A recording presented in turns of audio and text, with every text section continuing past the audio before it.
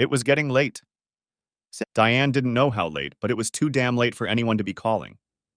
She hoped it was Marty's phone and not hers. Either way, she just covered her face with a pillow and gave thanks when the ringing stopped after the fifth. And she was just getting comfortable when the ringing sounded again. "Damn it!" she shouted, opening her eyes again. "Martin, answer your damn!" The words were suddenly cut short as she realized her husband wasn't beside her in bed. She glanced at the clock, 3:37, picked up her phone from the nightstand, and wondered why her husband wasn't in bed. After all, he had been there when they went to bed hours ago. "Yes, hello," she muttered into the receiver. "Is this Diana Miller?" Yes, it's her. Who is this?" "Are you Martin Miller's wife?" "Yes, for God's sake, yes. Who is this?" "Mrs. Miller, this is the emergency room at North City Medical Center. Your husband was brought in about an hour ago, and we still have your contact information from an incident a year ago. He was in a car accident. Could you come over right away?" "Oh my God, is he okay?" "No." "I'm not at liberty to discuss his condition over the phone, ma'am. Would you please come over?" "Yes, of course. I'll be there as soon as I can." She ran upstairs where her daughter slept. Dallas, named after the city in which she was conceived, attended the local university but lived at home to save money.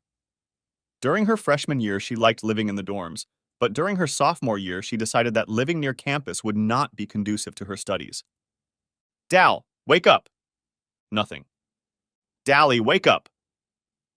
This time, she was lightly nudged in the shoulder. Still nothing. "Dallas, wake up!" Dallas sat up straight in bed and tried to focus her blurred eyes. There was a light on in the room. It was a short night. "Dallas, your father was in an accident. He's in the emergency room. You need to get dressed. We need to go." Once dressed, both women drove to the hospital as fast as they thought was safe. Dallas began inundating her mother with questions about what had happened, but Diane couldn't give any more information than she had already told her. It seemed like an eternity to them, but given the lack of traffic at this time of night and morning, the drive only took about 10 minutes. There was an empty space near the entrance, and Diana had parked the car at a slight angle, but it didn't bother her in the slightest as they jumped out of the car and headed inside. They were led to Martin's room in the emergency room, and they were shocked at his condition. He was well bandaged and clearly unconscious. They were given forms to fill out. Grief doesn't exempt you from paperwork. Dallas moved her chair to be closer to her father. They stayed there for about an hour before a man and woman in police uniforms entered the room. "Good evening, ma'am.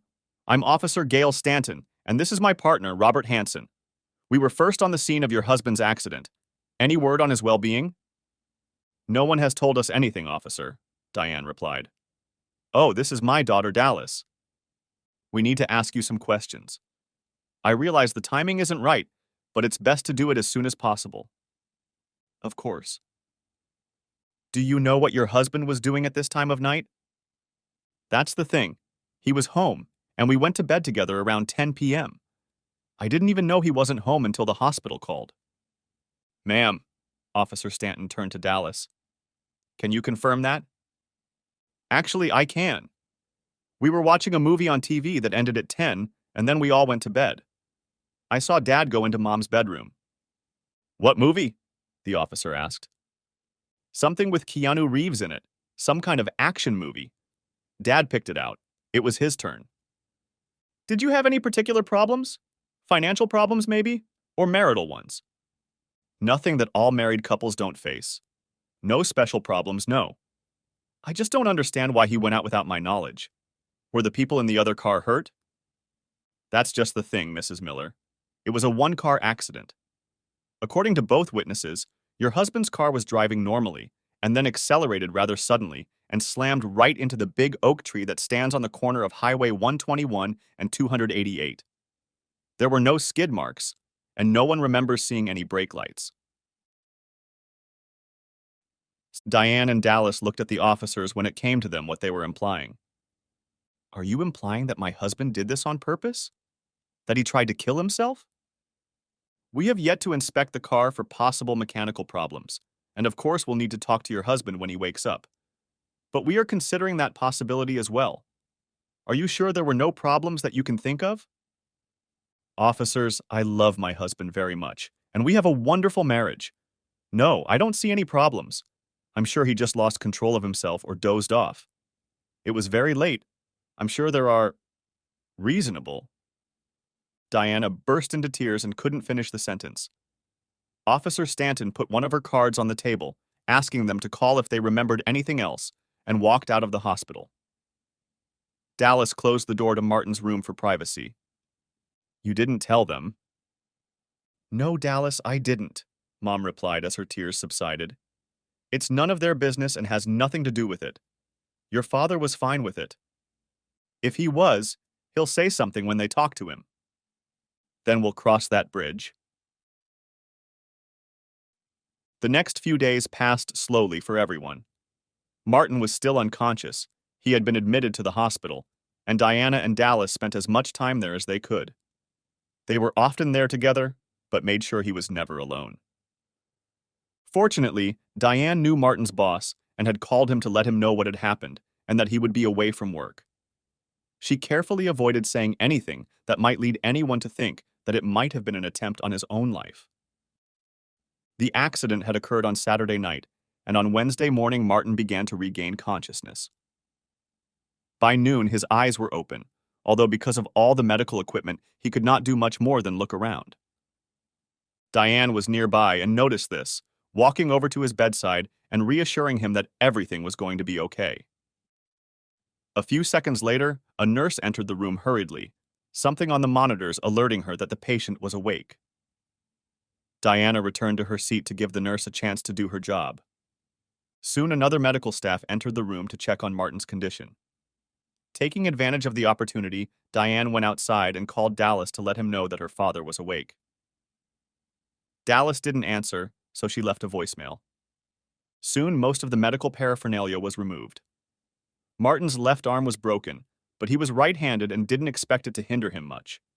His throat was sore from the tube, so he was given a whiteboard so he could communicate. The nurse read the message and asked if he was sure. Martin nodded his head. The nurse quickly went out into the hallway as the tests continued. Mrs. Miller, I need to inform you that your husband has asked that you not be allowed in his room, and your daughter as well. What? He's my husband. I have a right to be with him. I'm sorry, Mrs. Miller, but the patient's wishes come first. Let me just talk to him and we'll work it out. Diana tried to step around the nurse but was never able to get any closer, so she resorted to yelling. Martin, Martin, Martin, please talk to me. What's going on? Martin, Martin! Mrs. Miller, please stop yelling. You're disturbing our other patients. You can wait outside the room if you want, but if we catch you trying to enter the room or making a ruckus, we will escort you out of the building. Do I understand? Yes, you're free to go, replied Diana, who had no choice but to do otherwise. 45 minutes later, Dallas finally made it to the hospital. She found her mother sitting in a chair at the entrance to the room. Mom, why are you here? Your father forbade us from being in the room. Both of us. I mean, I understand why he forbade you, but why me? What the hell does that mean? And why did it take you so long to get here? I had just woken up when Bradley came by to see how I was doing. We kind of... Geez. You were having fun with your boyfriend instead of coming to see your father? I'm sorry, Mom, but he was still unconscious when I left, Dallas replied, in a tone that indicated she wasn't sorry. It was really stressful, and I needed to relieve the stress. It worked out great for what it's worth. When you get a chance, give me a call. No, Dallas, I'm not going to do that. And let's not talk about it now. It's disrespectful. The irony made Dallas grin. Next chapter. There was a knock on the door, and a tall, very attractive brunette walked in. She was dressed professionally, but not like a doctor, although her badge gave her away as an employee. Good morning, Mr. Miller. I'm Dr. Lassiter, one of the hospital's mental health specialists. How are you feeling? As well as can be expected, I suppose. It's been 9 days since the accident. He has regained the ability to speak, The whiteboard is a thing of the past. He'd asked when he might be discharged, but never got a clear answer. Until now. The hospital has asked me to spend some time with you. Is that okay with you? Do I have a choice? Not if you want to go home soon. I have to give you permission to be discharged, the psychiatrist replied, a puzzled smile on her face. Then let's get started. Dr. Lassiter pulled one of the chairs over to the bed and sat down, crossing her long legs. She took a few moments to review the folder she carried in her hands. So, you were brought in a little over a week ago after an accident in which you collided with a large tree. I also see that you have forbidden your wife and daughter from visiting you, and I suspect that these things are somehow connected. Connected, Martin replied. She has been unfaithful to me. Unfortunately, that's not uncommon these days, though it rarely leads to such a reaction. Maybe there's something else? Martin was silent for several minutes. He didn't really feel like talking about it, especially not with a pretty female doctor. He wondered if they had some old man he could talk to. Dr. Lassiter waited patiently. It wasn't the first time she had had to wait for someone to gather their thoughts to start talking. Her patience was rewarded. I've been suffering from depression, I guess. Nothing that could be diagnosed. It's just, like I said, I was depressed. About anything in particular or just in general? I couldn't do this. For a little over a year. Since the previous accident, right? Of course she knew. She probably had his entire medical history in her hands. She just wanted to get him to say it. Right. It wasn't even a terrible accident.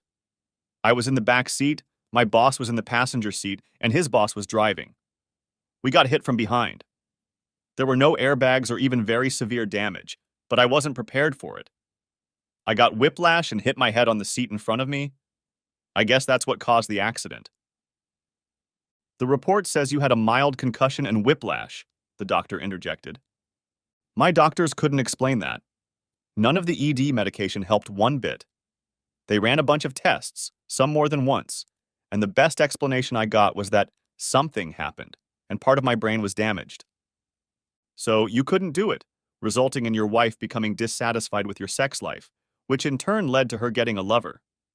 This eventually wore you down and led to the events of that evening. Roughly? In a nutshell, yes. And how long was it before your wife decided to take that step? 7 or 8 months, I think. I'm just a little uneasy about it. Anyway, everything was fine at first, but we were still hoping that my ability would come back. We talked about staying in bed all weekend, having a really good time. That, of course, never happened. Eventually, it dragged on so long that she decided to fulfill her needs elsewhere. Did she discuss this with you beforehand? No. I found out about it when I got home from work early. A hackneyed cliché, I know. What did you do? What could I have done? She was right when she said I couldn't do things. It wasn't her fault that I couldn't handle things, so she did what she had to do. And if, hypothetically, she had asked you beforehand, would you have agreed? You know, I've thought about it a lot, and part of me wants to say that I would have said yes because I loved her and wanted her to be happy. But I don't think I would have accepted it.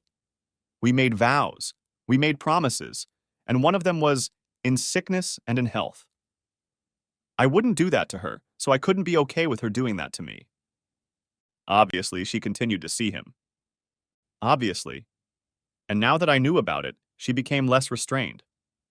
I don't know if she started doing it more often, since I don't know how often they used to do it, but whereas before it was limited to during the day while I was at work, now there were weekend trips to the store, and some of that time she was obviously spending with Bill.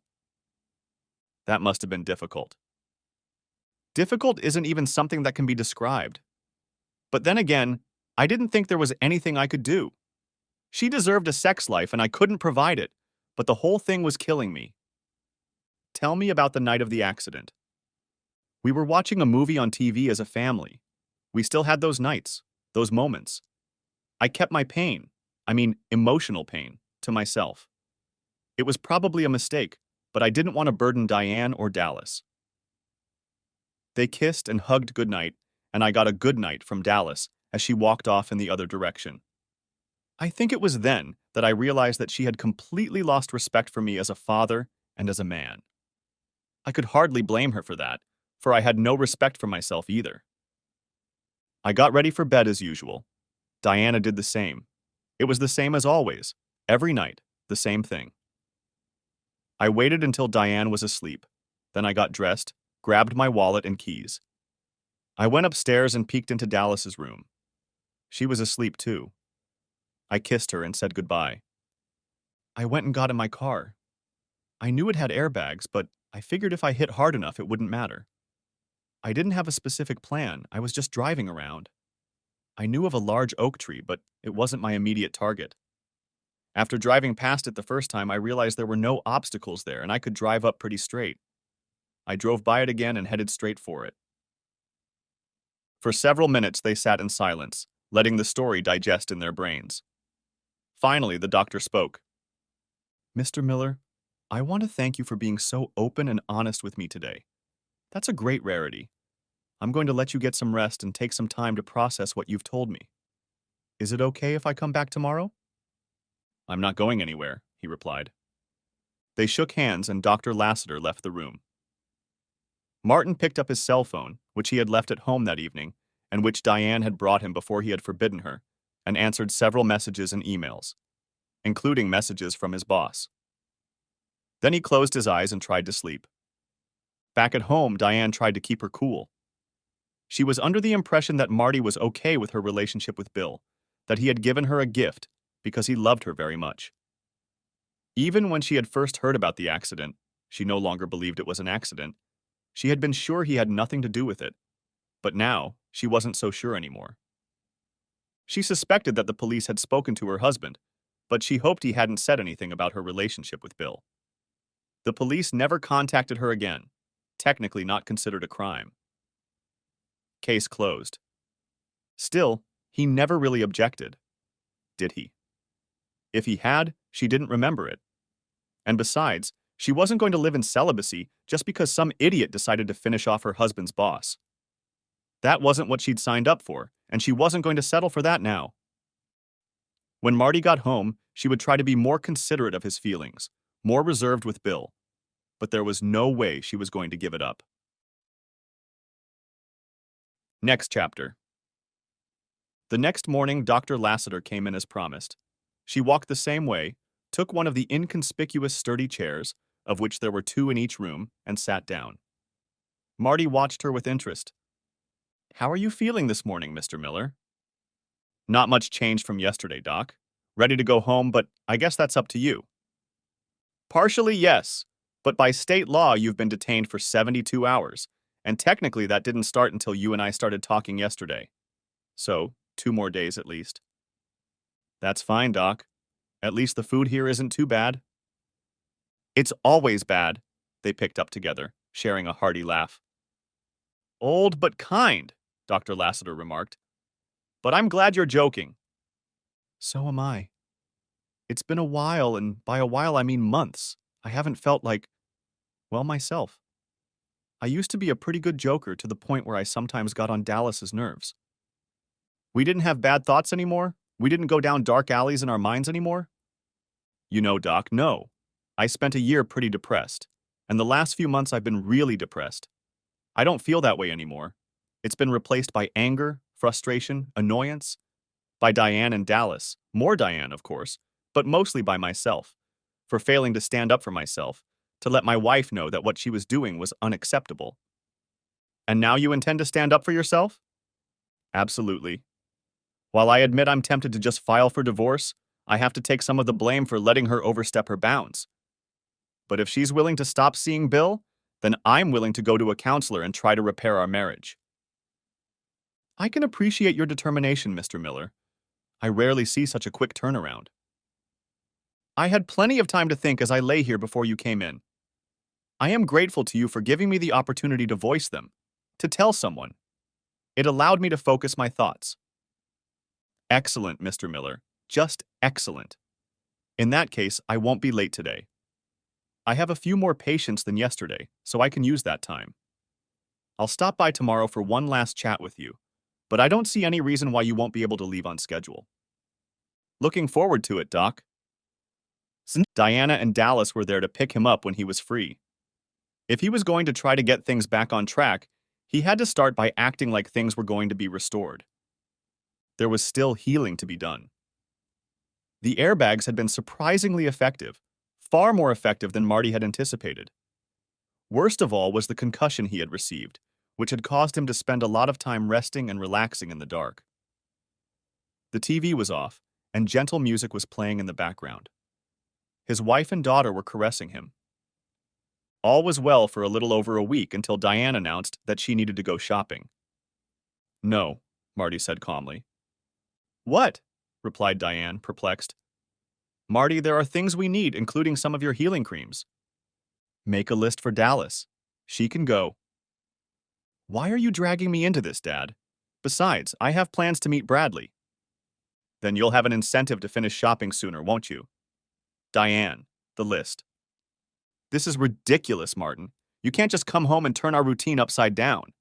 Dallas has his own plans, and I'm going to the store, and that's final." "Do you think I'm stupid, Diane?" "Stupid? No, Marty, of course not. Why would you ask such a thing?" "You think I don't realize that these shopping trips are an excuse to visit Bill?" "I've never come home with groceries, Martin. Not once." "Yes, and it's a great cover. But you've been away too long, and not only that, but I can see it in you. By your eyes when you won't look at me. By your clothes when they don't look quite right. By your makeup, which is always a little messed up. At least some of the time you spend with Bill, and that's gone." The shock in Diane's eyes was obvious, and Dallas suddenly felt a little more respect for her father. "Marty, please, we've been over this before. I'll do my best to be more careful now. Obviously, I've gotten too relaxed with my meetings, but I'm definitely not giving up on him." "So our vows mean nothing? Renounce all others? In sickness and in health?"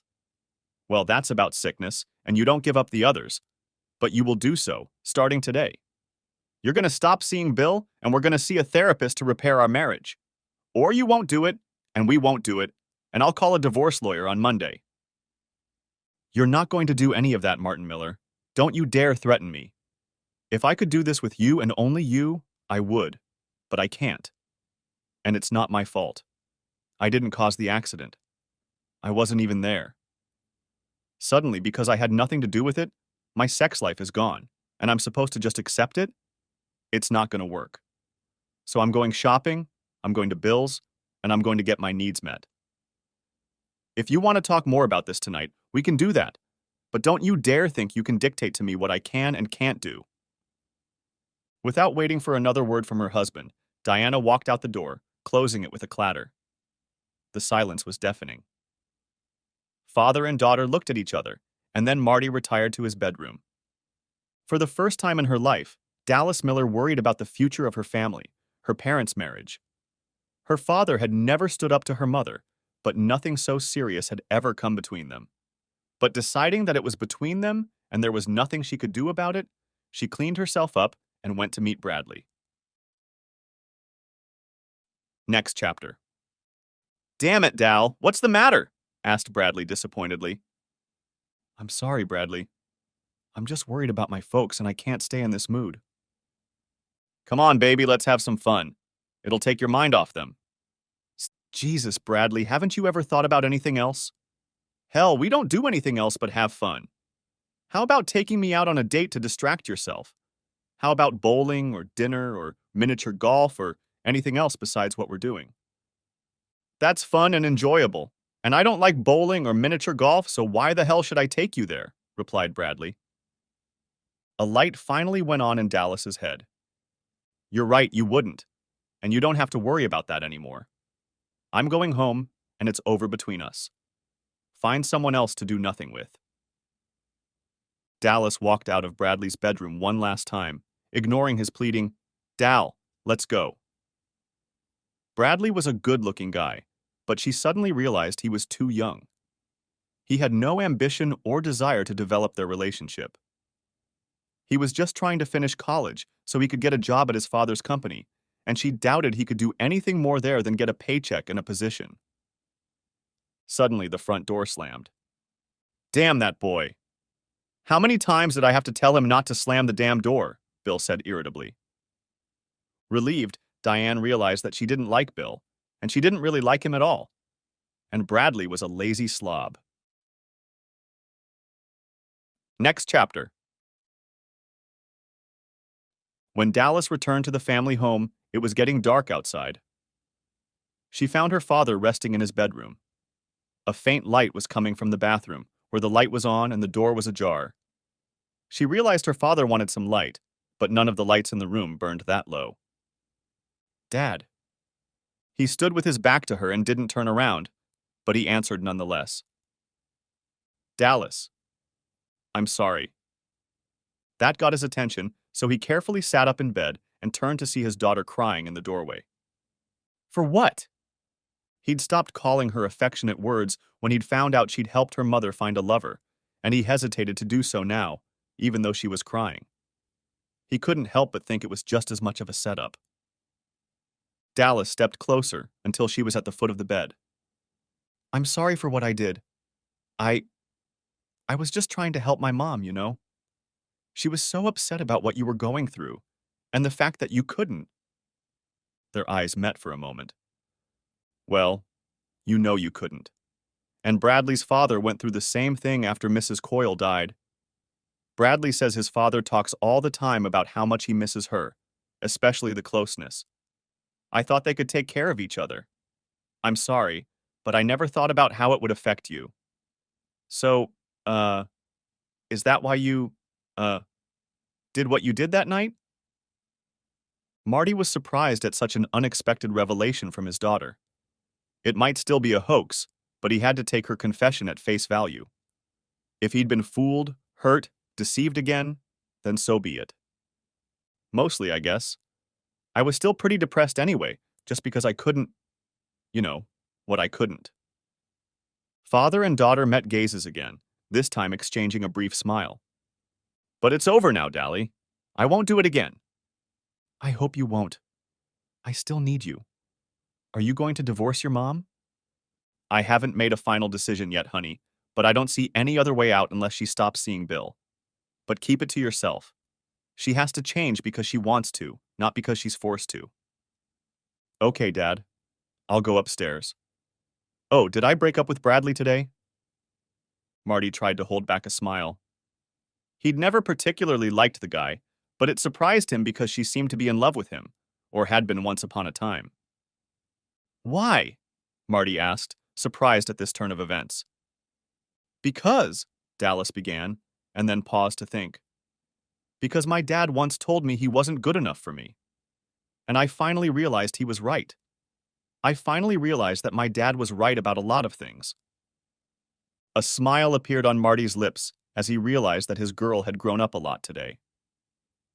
Dallas walked over to her father and hugged him, realizing that it was the first hug they'd had in a long time. Finally, they pulled away, smiled at each other, and Marty watched Dallas silently leave the room and go upstairs. No sooner had his daughter's bedroom door closed than Marty heard the chirp of Diane remotely locking her car. The good feelings that had just filled him with joy vanished in an instant.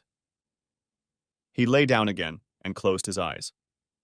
A moment later, Diane walked into the bedroom.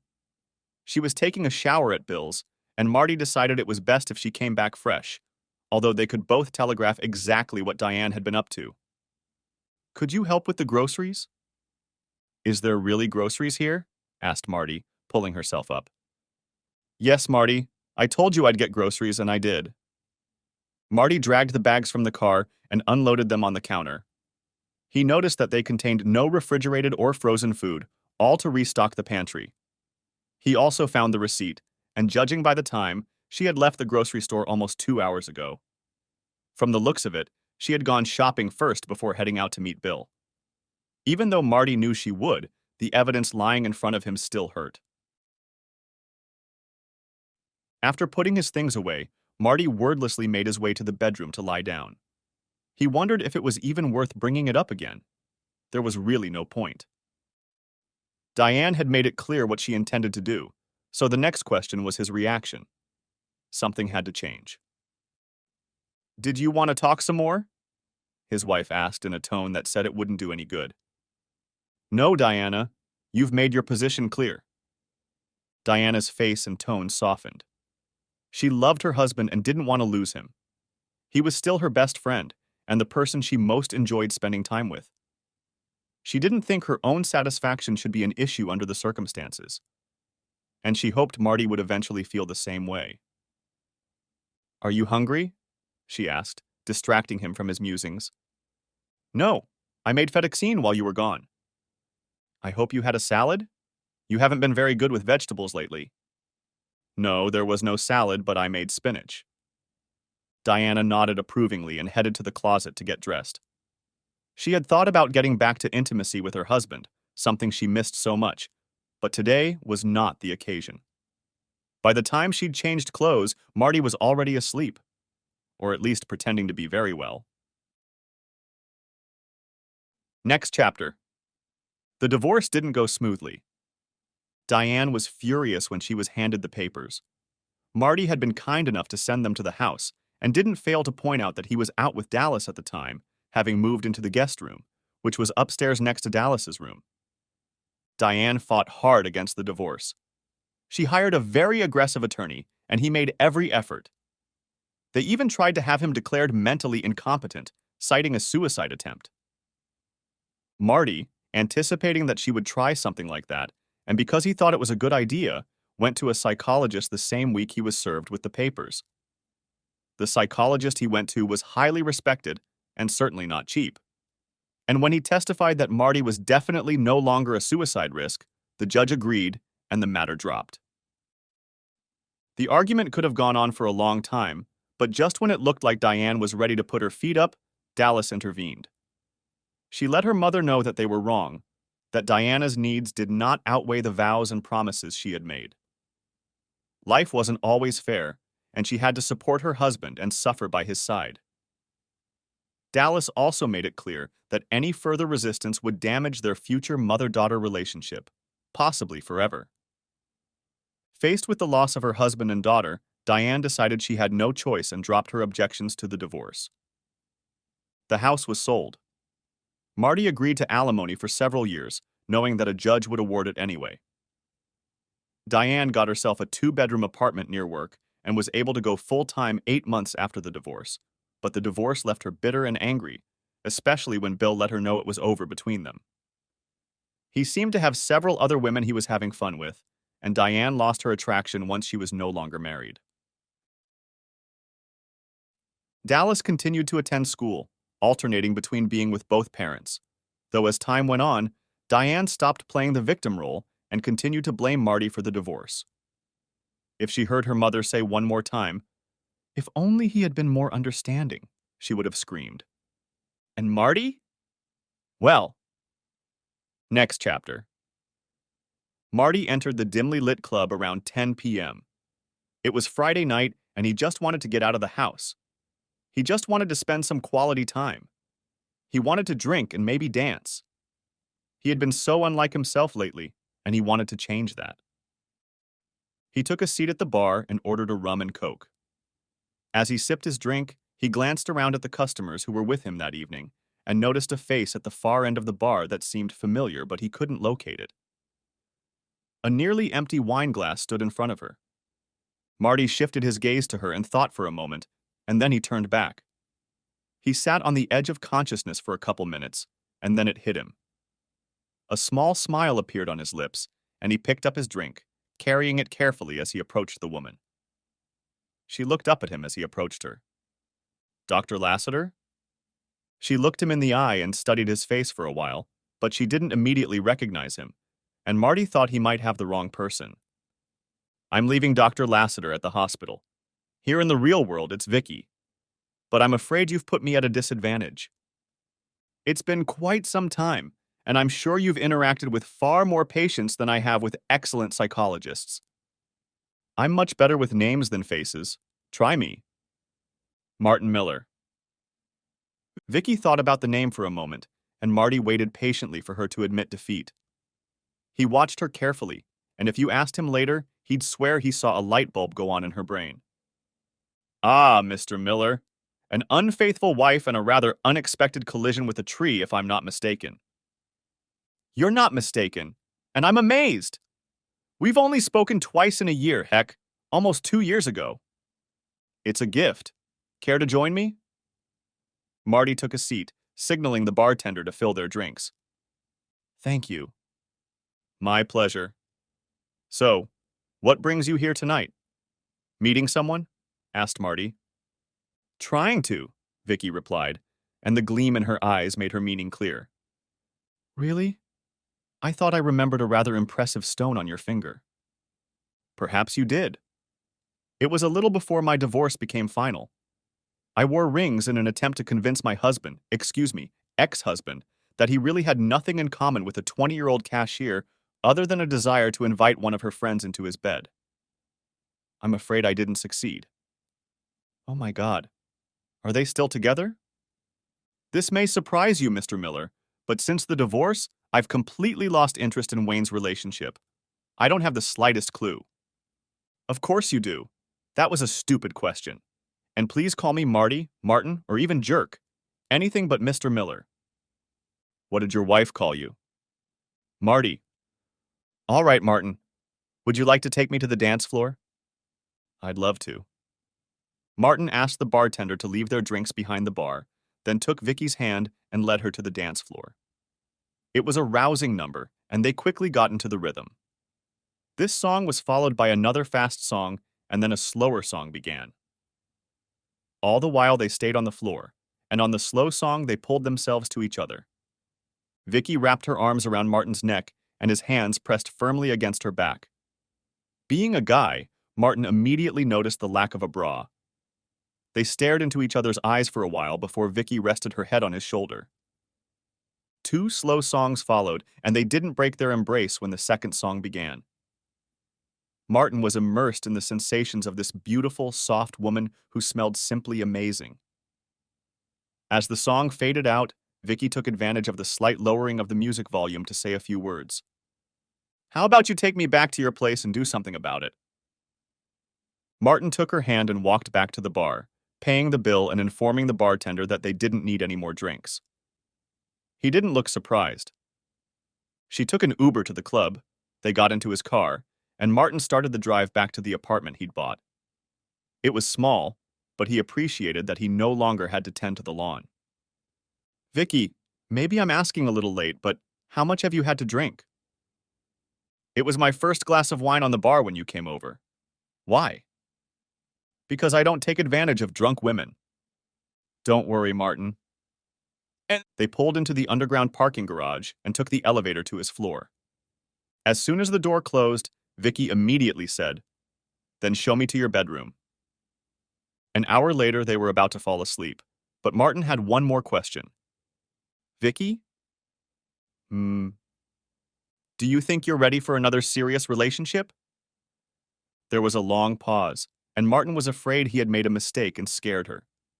He half expected her to get out of bed and ask for a ride home. There was no doubt in her attractiveness to him, and not just in her physical beauty. She was intelligent, and he enjoyed her company. Of course, it wasn't love yet, but she was the first woman he'd met since his divorce that he'd even considered. Why don't we talk about it in the morning? Sure. Good night, Vicky. Good night, Martin. Next chapter. Vicky woke up before Martin did. He seemed calm, so she just let him sleep. She showered and then went to the kitchen to see what she could make for breakfast. Martin's question before bed caught her off guard. Not that she wasn't attracted to him, but she was really focused on having a good time. She had been telling herself for months that she didn't need a man in her life, and to some extent that was true. She had a good job and wonderful friends, so she didn't need a man. But to be completely honest with herself, she did want one. But would a decent guy even want her after she told him the truth? Martin was awakened by the smell of something cooking. He rushed into the kitchen and found her. I was going to take you out for breakfast. It's too late. You can take me out to lunch. Go take a shower and breakfast will be ready. 10 minutes later, Martin returned to Vicky in the kitchen just as she was arranging the plates on the table. There was an omelet, a few slices of sausage, and a piece of buttered toast. I didn't realize I had sausage in there, she said. It was stashed in the freezer. I hope it's still good. Martin took a bite from one of the slices and said it tasted quite all right. Breakfast itself went relatively smoothly, and Martin took on the task of cleaning up the kitchen as Vicky had done him the courtesy of preparing the food. They chatted about nothing while everything was being prepared, and as the last plate was put away in the dishwasher, he turned to Vicky. Are you ready to talk? Ready as I've ever been. All right. Look, Vicky, I don't want to put you on the spot or pry into your business. If you're not interested in anything but fun, then so be it. You don't owe me anything. I know that. It's just that I need to tell you something, and why don't we do it in the bedroom? I'll be more comfortable there. They held hands and went into the bedroom. They sat on the bed facing each other. Martin, I know we only met last night, at least as people in the real world. I think you're a great guy and I'm definitely attracted to you, but there's something I need to tell you. I told you that my husband left me for a 20-year-old, and it's true. But that wasn't the whole story. The main reason he left me was because I couldn't have children. He wanted a family and was looking for someone to give him one. He didn't want to adopt. The fact that he didn't have children of his own, he saw as some sort of failure, and I was the reason. And no, I have no idea how he behaved after the divorce. I'm a guy in his 40s with a grown daughter. I wouldn't mind kids, but that's no reason to divorce. I'm glad to hear that. Another thing I want you to know, well, at least I want to be honest, is that I'm not too proud. After my divorce was finalized, I wasn't feeling my best. I was getting old and had just lost my husband to a woman almost half my age. I'm 37 in case you were wondering. I was wondering, but there was no way I would have asked. They both chuckled slightly. I also felt, well, inferior is probably the most appropriate word. Truth be told, I didn't feel like a woman at all. How can you be a woman and not have children? I know what you're thinking, but that's how I felt at the time. So I decided to prove that I was a woman, and if I couldn't be a woman by having children, then I was going to be a woman by satisfying men. Many of them, and mostly anonymously. I called myself Angela and wouldn't stop going home with someone when I wanted to. This went on for a few months until I realized it was self-destructive behavior and started seeing a therapist. But even then I continued to do it, though less frequently, until I finally reached a point in my life where I could stop. Isn't that what you were doing last night? Asked Martin cautiously. He wasn't judging her or wanting her to think that, but there was no doubting that she had been a cougar on the hunt last night. Yes, it was. I still have feminine needs, and I still go out occasionally to fulfill them. But whereas before I usually went out with whoever asked me out first, now I'm selective. There have been many nights when I've gone home alone and, taken care of myself. I suppose I should be glad I passed the test. You passed, Martin. You passed. I've really enjoyed spending time with you, and in answer to your question, I'd love to get to know you some more, but I'd like to be honest about what I've been through. I got tested and didn't get infected with anything, which was incredible luck. I don't need birth control, but I can provide a note from my doctor if you need proof. If you'd like to try it, I'd like us both to be tested and agree to an exclusive relationship. For several minutes, Martin sat in silence. Vicky waited patiently, but worried whether she had given him cause for concern about a possible relationship. Finally, he seemed ready to respond. Vicky, thank you for your honesty. I know it must have been very difficult. I think I owe you the same. Our experiences are not entirely different. After my divorce, I was glad I got through it, but I still felt depressed about my inability to perform. I had no idea how I was going to find a woman, and I was facing the prospect of living all alone. I had my own therapist, and he pointed out that as women age, many women lose interest in having fun. But I still felt like I would have to find a much older woman or wait a few years. When things seemed to be back to normal, I still wasn't at my best. And just like you felt like you needed to prove you were a woman, I felt like I needed to prove I was a man. I myself did a lot of walking the streets looking for women to bed, proving, at least in my mind, what a stud I was. I wasn't any more selective than you are. Some women were, Well, let's just say I rode a few city bikes and slept with a lot of them. It went on for a while and I wasn't as lucky as you. I was woken up by gonorrhea. I also had to confess to my doctor that I had no idea what my partner's names were. We cleared the air and I began to focus on my behavior during therapy. Next chapter. The almost inevitable confrontation with Diane occurred after Martin and Vicky had been dating for about 3 months. Their relationship was very strong, and Vicky and Dallas were getting along just fine. They still had their own place, but they spent every night together, and it looked like they were going to get married. They went to a club geared towards a more mature crowd. Music was played by a DJ and interior walls separated the dance floor from the tables, allowing for conversation. Martin and Vicky enjoyed their drinks and chatted about this and that. The evening was going well, so Vicky was puzzled when Martin's smile suddenly disappeared and his eyes looked somewhere past her. She followed his gaze. Martin and Diana saw each other at almost the same time. While Martin's face remained neutral, a grin appeared on Diana's face as she made her way to the table. Even so long after the divorce, Diana had not stopped feeling bitter. She still believed she had done nothing wrong, except that she hadn't been discreet enough.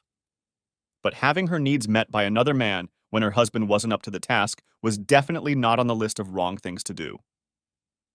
So when she approached the table, it wasn't her intention to be polite. "Marty, it's so good to see you," Diana said in a voice in which sarcasm was clearly audible. "Diane, Vicky, this is my ex-wife Diane." "Diane, this is Vicky," Martin said, though he would have preferred not to. "It's nice to meet you, Diana. I've heard a lot about you." "Really?" "And I've heard absolutely nothing about you," Diana replied bitterly. "We're divorced, Diana. Have been for over a year now. My life is no longer your concern.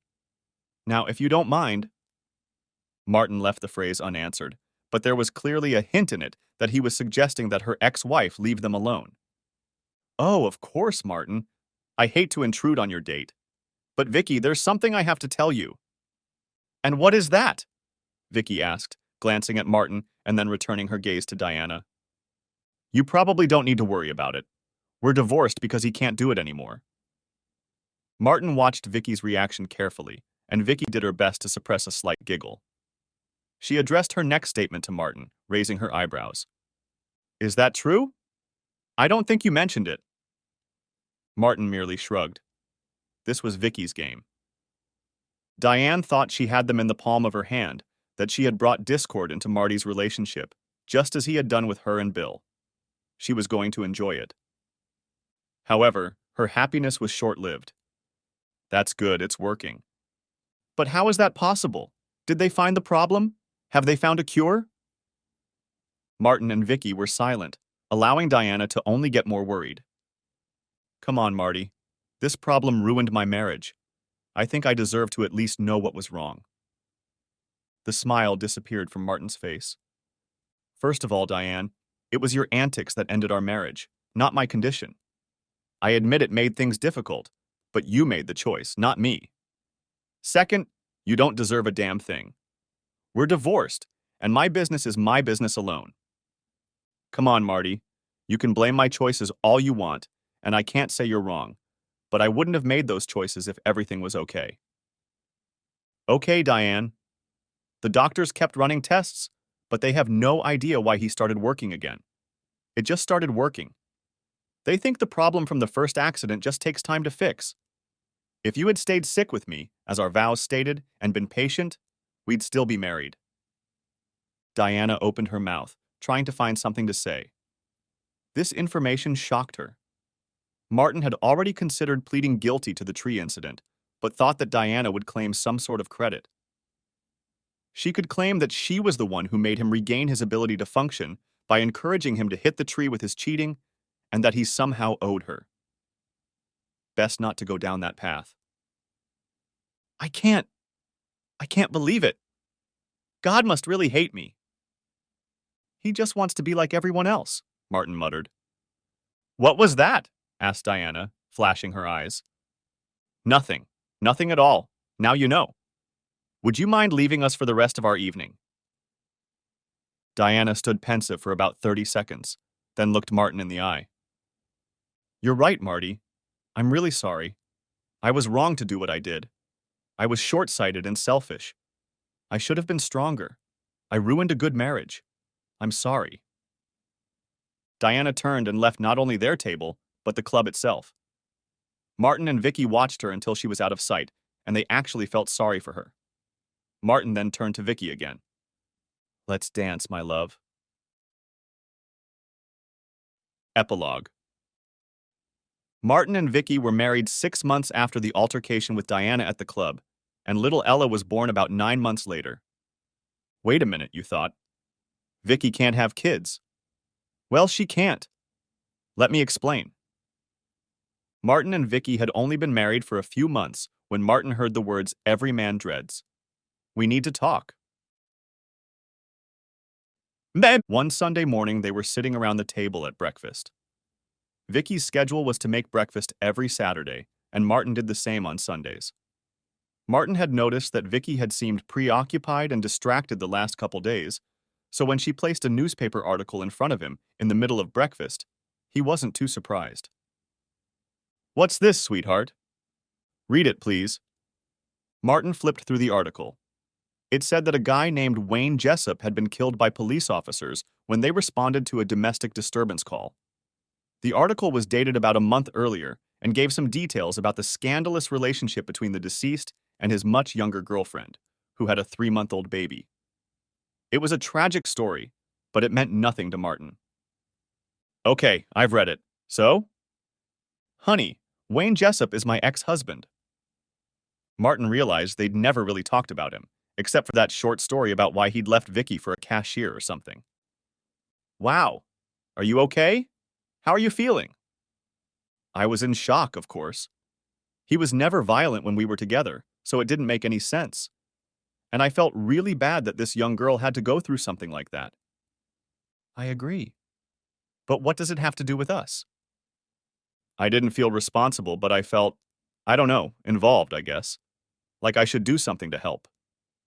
Okay, Martin replied, wondering where this was going.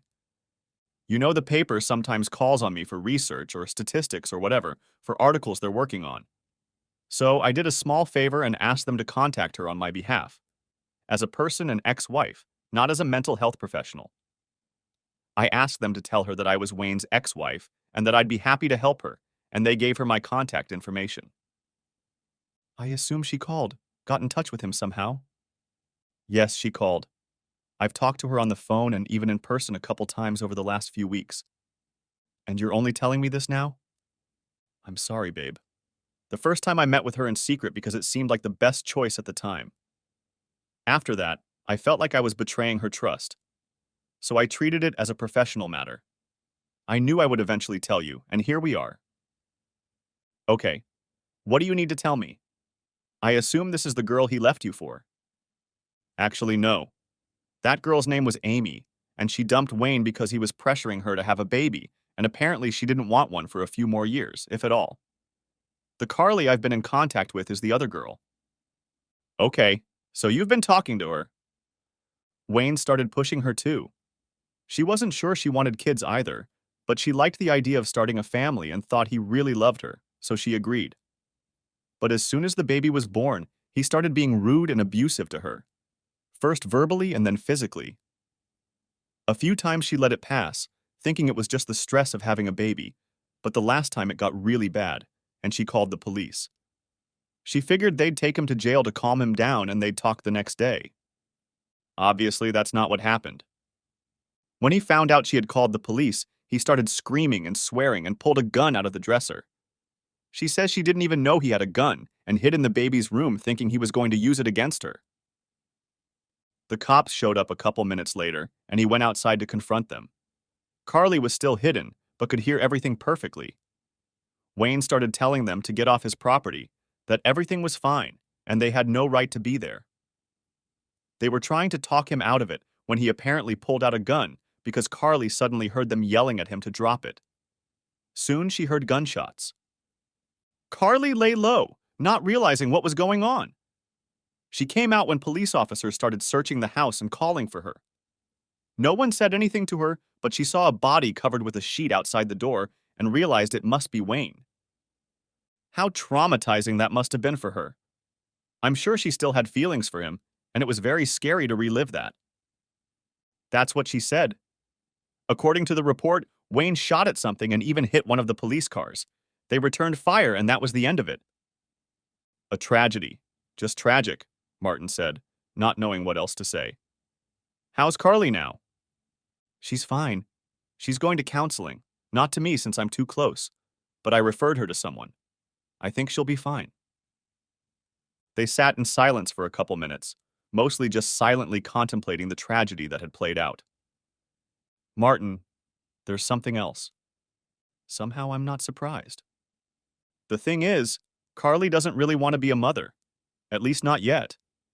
But she's afraid to just hand the baby over to the system. Babies get adopted very quickly, Vicky. She won't be there for long. We both know that, but... Okay, I'm just going to say it. Carly wants me, I mean us, to adopt a baby. Of course I told her I'd have to talk to you about it. But Martin, God, I want this baby so badly. Martin was shocked. He had never expected to be a father again, both because of his age and Vicky's inability to have children. And here was another child, and an infant, possibly ending up on his lap. Vicky filled the silence. I spoke to one of the social workers and a lawyer at the hospital.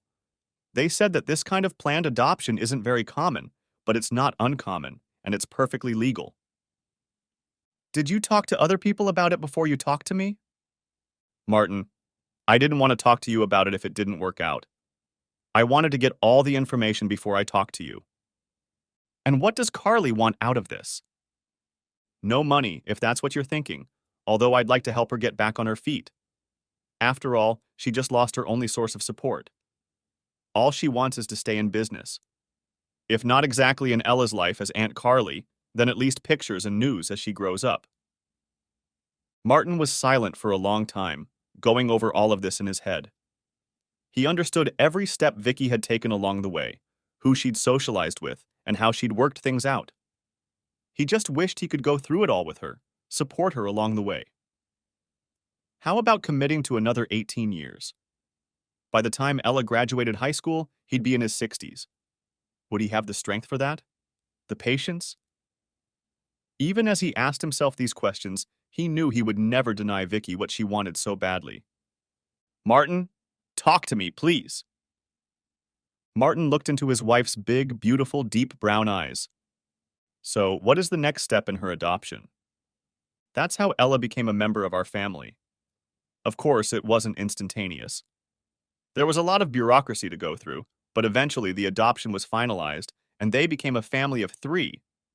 4, if you counted Dallas, who adored her new baby sister. Martin and Vicky helped Carly get a certificate at the local technical college, and she got a job at a dental office. She has started dating a young man who was a patient of hers, and it looks like it may be serious. They see each other a few times a year, and Vicky sends pictures in the meantime. Martin and Vicky are still happy and have no plans to have other children. Vicky is able to take Ella to the hospital daycare when she works and checks in on her several times a day.